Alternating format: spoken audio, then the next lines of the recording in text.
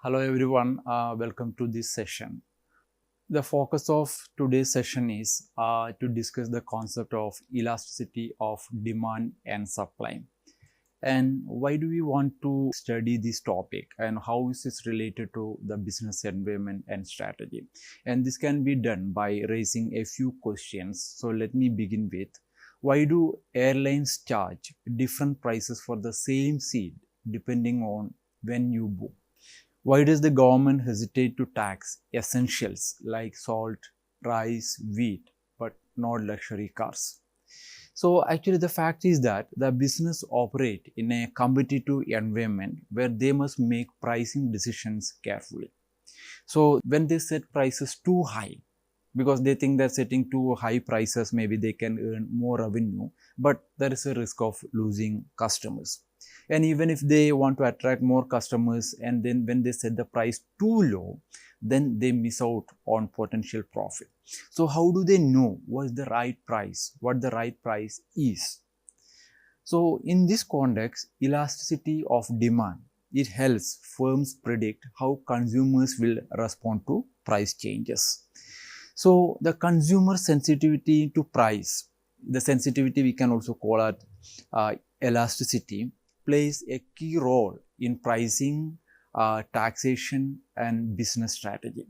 So elasticity, this concept we are going to see shortly, that means is going to inform the revenue strategy of firm. Should a firm lower prices to sell more or raise prices to earn more? And marketing decisions, should price cuts be used to promote a new product? On taxation policy, when it comes to government, will a tax increase reduce consumption or just increase revenue? So in this case, elasticity is a tool that helps us measure how responsive people are to changes in price, income or other factors. So far what we have learned from in the previous session, that we use demand and supply analysis. So we have defined what is the law of demand, and then we presented it in a demand schedule, supply schedule, then a demand curve and supply curve, and where we found that framework enabled us to predict the direction of changes in prices and quantities due to a certain events of interest. For example, the one we saw, for example, there is a freeze in the Latin American country, then you can see that the production of coffee had declined. Then at that time we have seen that when there is a decline in supply, how is it going to affect the price, and as a result how is it going to affect demand. So in all these cases we can predict the direction of change, but not the exact how much is going to change. So in that way, the demand and supply analysis is mostly a qualitative analysis. That means a kind of graphical analysis tracks the direction of change in quantity demanded and price. And if you want to do more quantitative estimation, then we need to use the elasticity. So in the case of elasticity, it helps is we are measuring the magnitude of change in quantity demanded and price. So it's mostly quantitative in terms. So can we measure the magnitude of changes due to such events? So how to measure consumer responsiveness and elasticity, and how to measure producer responsiveness. So here, as I already mentioned, firms and policy makers, they would like to know beyond how much change they want to know. So look at these figures. What I have done here is that the way I have drawn demand curve, this one is the curve is very steep curve. I have drawn a very steep curve, but here is a very flat curve. So in this case, the first one, when I draw here, when I draw very steep curve, when if there is a change in supply, for example, the supply curve shift rightwards. So initially the price declined from here to here, price decline from here to here, then quantity demanded. So here the price, initial price, and it declined to P1, then quantity demanded, you can see that it increased from Q2 Q1. So similarly, it can be interpreted the other way around as well, because the curve shifting upwards also. You can see that a large change in price. The more important thing is here that when the elasticity of demand, it is more steep, or the demand curve is more steep, then what we can see that a large change in price leads to a small changes in quantity demanded. So that means the responsiveness of quantity demanded due to changes in price is less. But in this case, what you can see that when there is a price increase, a small increase in price here, P1 to P2, the quantity demanded decrease to a large extent. So is decreased to Q2 from Q1. So you can see that a large changes in quantity demanded to a small change in price. So that means in this case, you can see that the elasticity, the consumer demand is more responsive, more elastic. But in the previous case, the first case, you can see that the responsiveness is very less. The quantity demanded responsiveness per unit change in prices are very less. So this I have explained, and I have few texts for you to follow. You can go through this, and just main objective for me here is to show the responsiveness in quantity demanded. Similarly, the supply curve also you can draw more steep and flat. If it is more steep, that means there will be very less response by quantity supplied. The supplier respond very less when there is a change in price. So in the case of a very elastic supply, and the producers, the suppliers respond much aggressively for even for a small changes in price. So let us discuss this in detail. So keeping this in mind, we are going to discuss to understand why elasticity is preferable as a measure of responsiveness to slope, and how to measure it, and calculating elasticity. So coming to elasticity, the proper definition for elasticity of demand is that it measures the responsiveness of the quantity demanded to the changes, that is increase or decrease in an underlying factor. So we can see that there are different types of elasticity. We can say that price of item itself, due to the changes in the price of the products itself, then how much is quantity demanded is going to change. Similarly, when the buyer's income changes, increases or decreases, when increase in income, you know that we can predict that the quantity demanded increases, but how much? 1 unit increase in income, how much is the quantity demanded changes. Similarly, prices of complementary or substitute products, when that changes, how much is going to change. Similarly, advertising expenditure, 1 unit increase in advertisement expenditure, and what is the likelihood, what proportionate change in demand takes place. So this is the formula to measure the elasticity concept. This is the formula.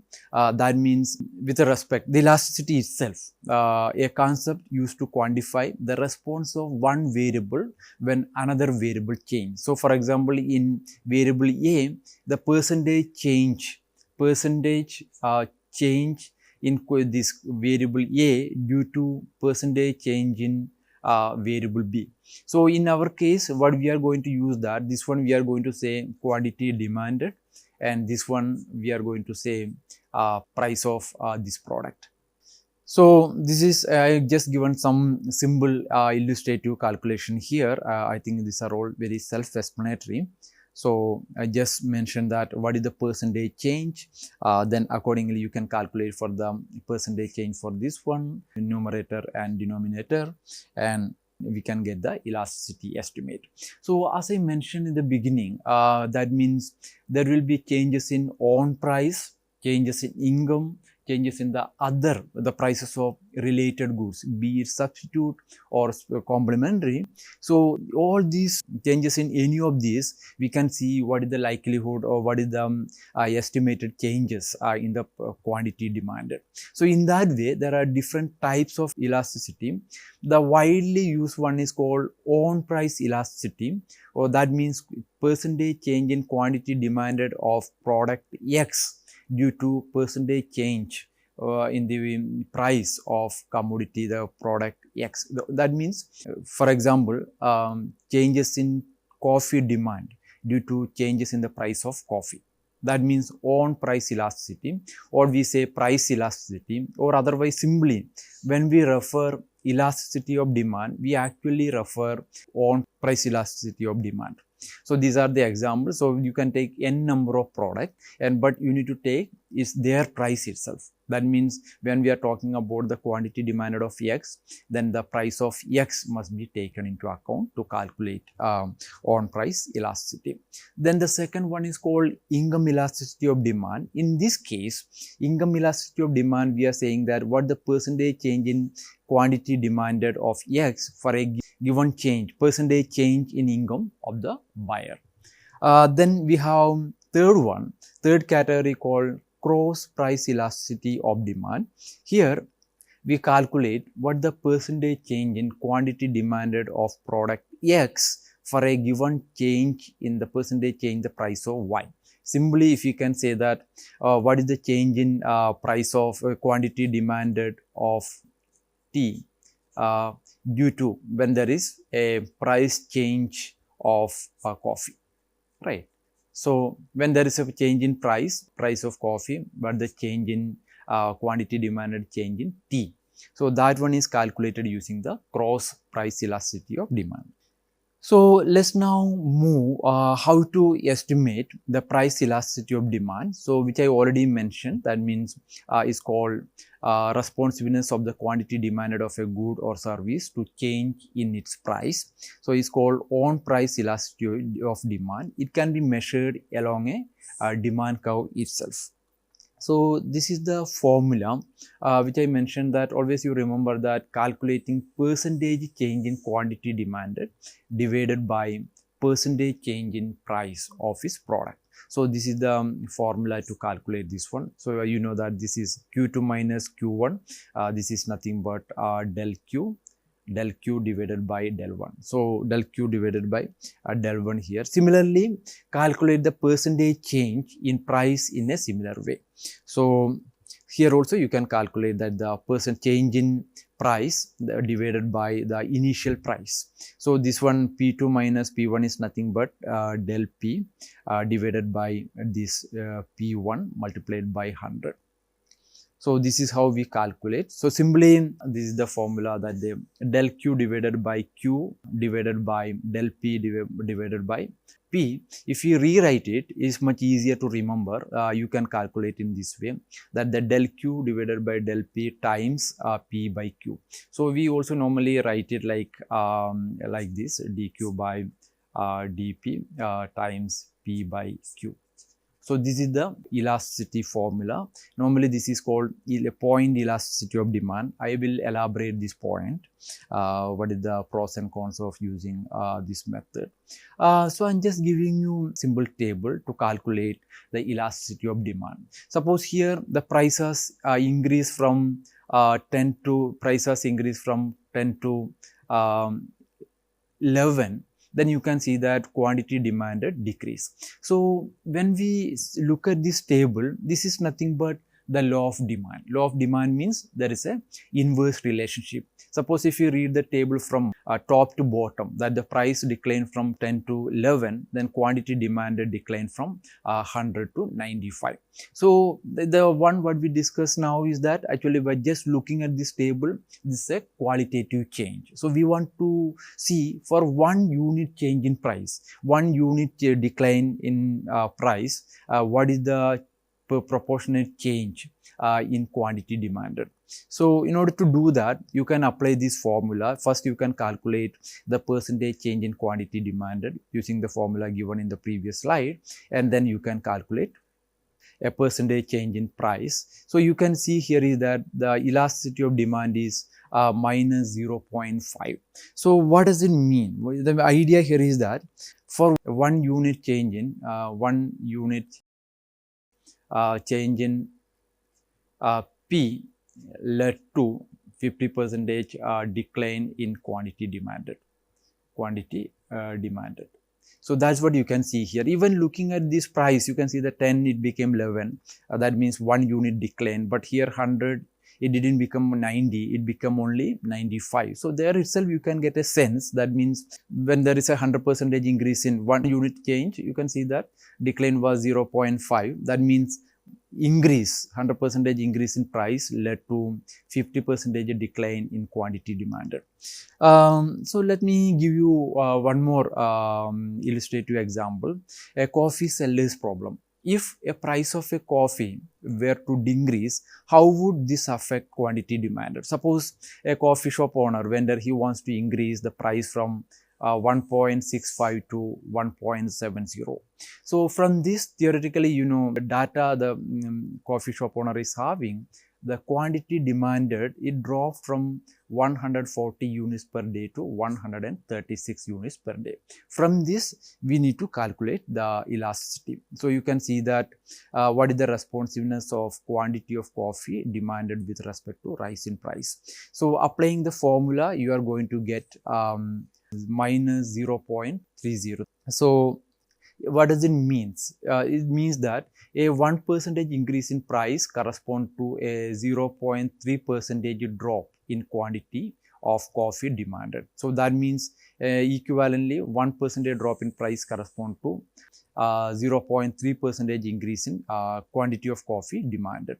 So in this case, you can see that the responsiveness was not much, because when the price was dropped by 1%, the increase in quantity demanded was only 0.3%. That means, so if you convert this one 100%, suppose price dropped by 100%, but the increase in coffee demand was 30% only. So that means the response was less than half.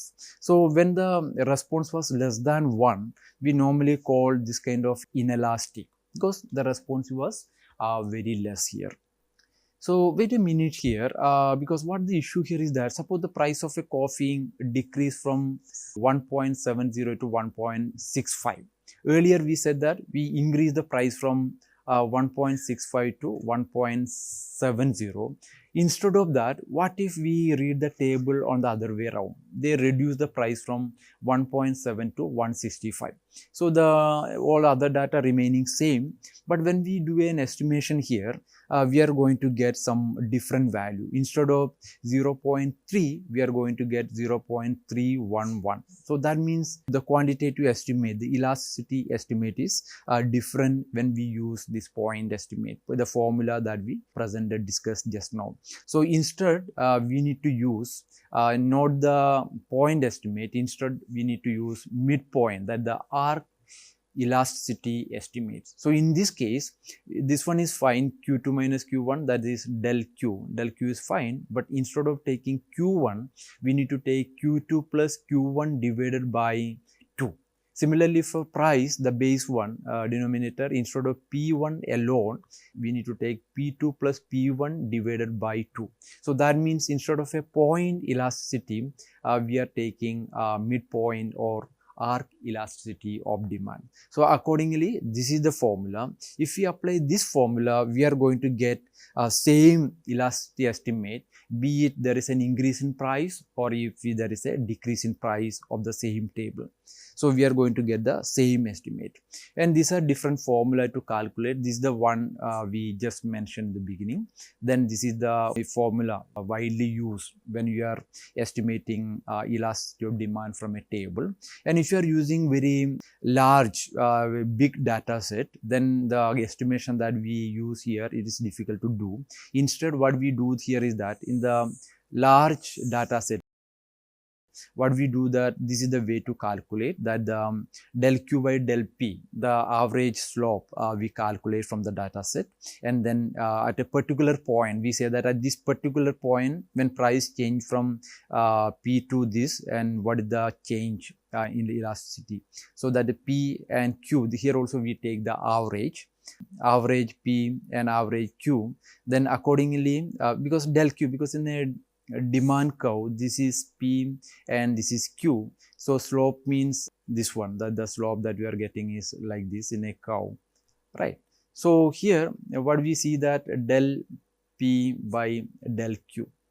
If you do that, this is del P, this one is del Q. So what we are getting, this slope is del P by del Q, but here what we are getting is del Q by del P. So that means this is the inverse of the slope.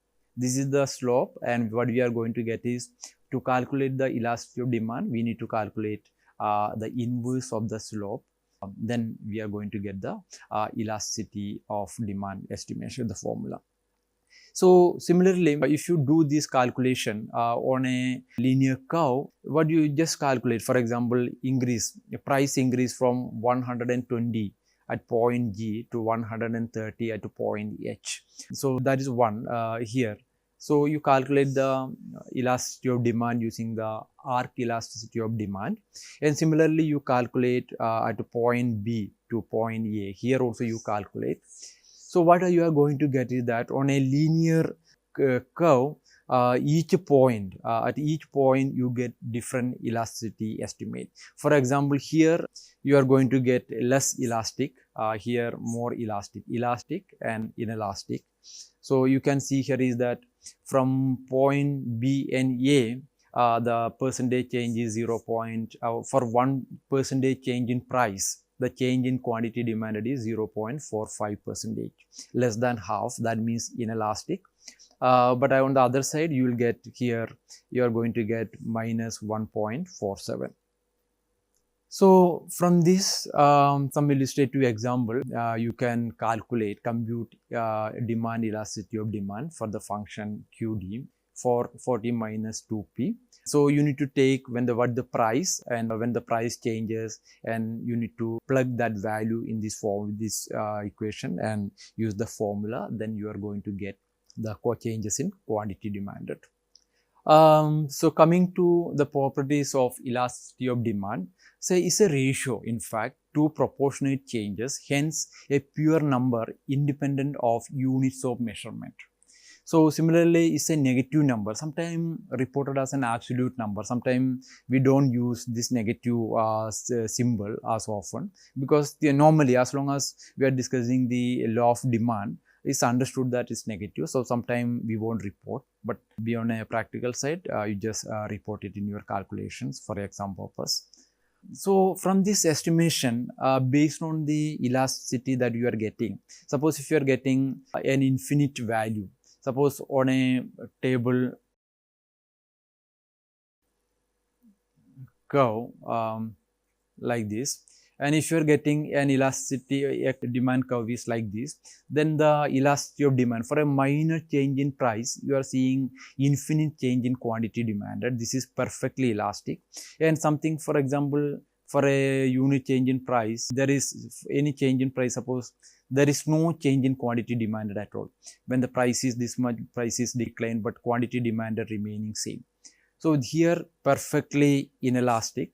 So these are the two extreme cases, perfectly elastic, this is perfectly elastic, this is perfectly inelastic. And unitary elastic, when we get exactly a curve with the slope is 1, that means almost like when there is a 100% increase in price, the quantity demanded decline by 100%, or that means almost equivalent response. And if the response, that means unitary elastic. And if inelastic means if the estimated elasticity is less than 1 but greater than 0, elastic is greater than 1 but less than infinity. So these are the 5 broad categorization of price elasticity of demand. So I have given you some slides here.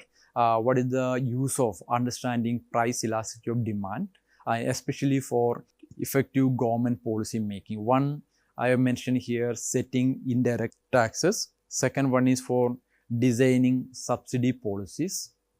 Then designing sin taxes and behavior change policies. These are the various uses of understanding price elasticity of demand, especially for the policy making. And I also point out some of the determinants of demand, the elasticity of demand. One is availability of close substitutes. So if goods with close substitutes tend to have more elastic demand, for example, butter and margarine, they are easily substitutable. So that means a small increase in the price of butter would cause quantity of butter demanded to fall by a large amount because it has a substitute. But at the same time, eggs do not have close substitutes, so demand for eggs is likely to be less elastic than demand for butter. So, but similarly, insulin doesn't have any substitute, so it means to be highly inelastic. So similarly, there are necessities versus luxuries. Necessities tend to have inelastic demand. Suppose the price of a visit to the doctor rises, people will not dramatically reduce the number of times they go to the doctor. They still go. The reason that doctor visit is a necessity. At the same time, luxury products, for example, price of a foreign trip rises, then obviously the quantity of foreign trip, the market demand for foreign trip demand, that falls substantially. And third one is the definition of market. How do we define the market? Suppose if we define food market as a whole, because overall food market means food is essential for our subsistence living. So food as a whole, it has inelastic demand because there are no substitute for food. But within food, suppose if you think about ice cream versus dessert, so if the changes in price of one, there's a substitute is there, right? So that means the change in price of dessert, people reduce the demand for dessert and they will go and demand ice cream, like that, right? So similarly, the time horizon, especially in the short run, the demand, because we cannot adjust our demand so easily. Suppose price of a gas cylinder increase, so quantity demanded will not go down by much in the short run, but in the long run we will find substitute and maybe we'll go look for other option, induction oven and other electrical options we will look. So in the long run there are more substitutes are available, so demand becomes more elastic in the long run. So I have some examples here. This is I have calculated from the NSSO consumer expenditure data. So you can interpret it as what does it mean by this 0.5 for poor, but at the same time this is very less, the income elasticity is very less for rich. 1 unit increase in price leads to only 0.098 percentage increase in pulse demand. So similarly, the related concept is called price elasticity of supply. Applying the same formula, same method approach, you can calculate it. So based on that, we can comment whether supply of a good is elastic or inelastic. So similarly, in the short run and long run, in the short run, most of the goods and services seems to be inelastic, but in the long run, it will become more elastic. So just I'm also giving an example. What happens when we raise taxes? This you can do as a homework exercise. I'm just showing you this and just show that what is going to happen. Suppose a mayor of a city imposes a tax of 1 per avocado in a city where, so this is avocado. 1,000 avocado are sold per day. So will the city add these many dollar per year in taxes?